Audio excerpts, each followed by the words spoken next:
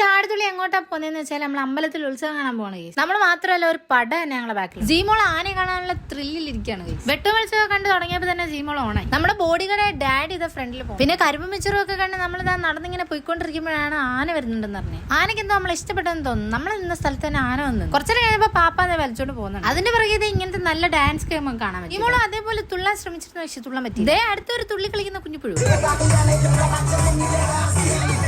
അപ്പൊ പൊളിയായിരുന്നു കേട്ടോ, രക്ഷയിലായിരുന്നു.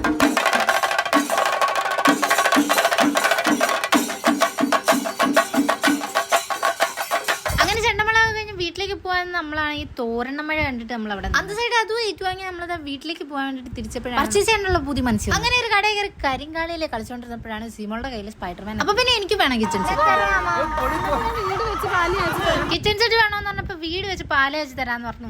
ഡേലാമ പാടുന്ന ഫോൺ മേടിച്ച് തരാൻ പറഞ്ഞപ്പോഴും അതുമില്ല. സങ്കടമൊന്നുമില്ല, എന്നാലും ചെറിയ രേഷ്മ അതൊക്കെ മാറ്റി നിർത്തിയിട്ട് ഞാൻ നിങ്ങളുടെ അടുത്ത് ടാറ്റ പറയാണ് കേസ്. അപ്പൊ ഇന്നത്തെ ഇത്രയുള്ളൂ. ബൈ.